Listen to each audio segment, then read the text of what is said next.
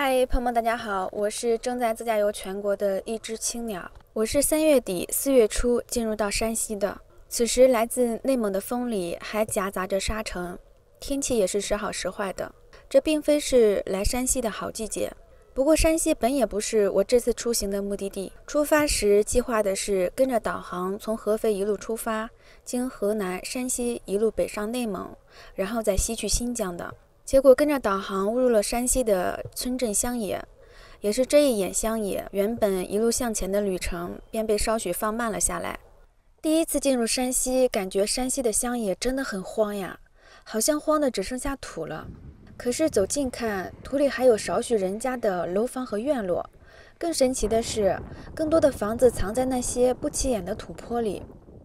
只有大门和院子是在坡外面的平地上的。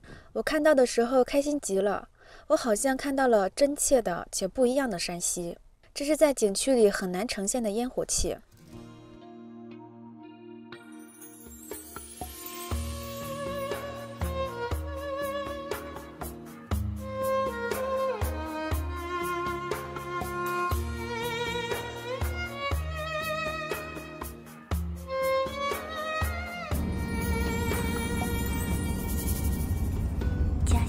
棵红枣树，伴着我曾住过的老屋，有过多少童年的往事。哎，好像只有门是在外边的，你看，哇，好神奇啊！慢点儿。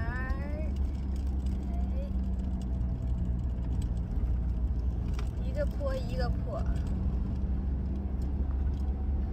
我家住在黄土高坡，一个坡接着一个坡。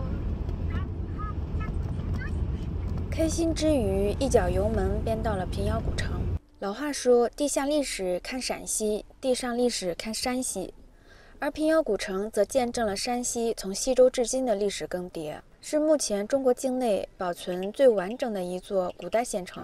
在平遥古城的街头走一走，去看看那些具有时代记忆的建筑，城墙呀、市楼呀、日升昌、镖局、县衙等等，去尝尝那些无法被复刻且承载着当地人记忆和情感的美食，比如碗突、削面、美醋等等。山西的醋很特别，好像有着西北风的凛冽，也有着西北人的柔情。最后再望一眼那让我惊艳了很久的，像把天青与彩霞都披在身上的瓦当。就这样吃着玩着逛着，也到了我该离开的时候。山西有很多值得去的地方，比较遗憾的是壶口瀑布和五台山我没有去，一是因为季节不对，二是因为坚信自己还会再去的，留点遗憾当做念想也挺好的。不过好巧不巧的，我顺道去了新洲古城，还在这里跟本地人一起摆了小摊儿，吃上了新认识的美食，看了他们多彩的饭后生活。啊，蒸肉，这个好好吃啊！这座古城好像不是作为一个景点而存在的，而更像是作为一个他们生活的地方而存在。平时更多的是他们本地人来遛弯儿。这里的物价有时候比外面街上还要便宜一些。我个人对这个地方一直是有感激的，因为整个4月份我的摆摊收入大部分来源于这个地方。最后再跟你们分享一下我最喜欢的一个城墙夜景的视角。很多时候我自己收完摊之后都会来这个地方站一站。其实在这之后我还一路去了雁门关和大同。我的摆摊之路遭驱赶也是从这个地方开始的。从个人情感上来说，其实多少是有些难受的，风景也会因为心情变得不是客观上的感受，所以我就不做过多的分享了。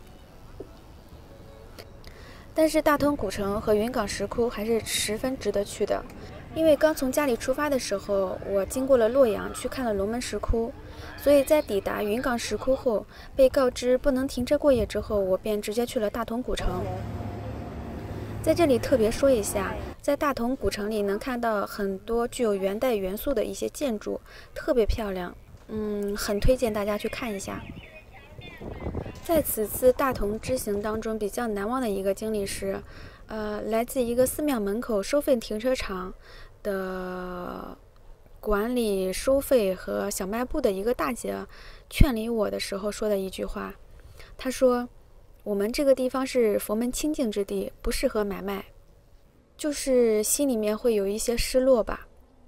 在走过了很多路，看过了很多古刹，才知道那个佛啊，他经常在天上，在墙上，在庙宇，在心里，但唯独极少在人间。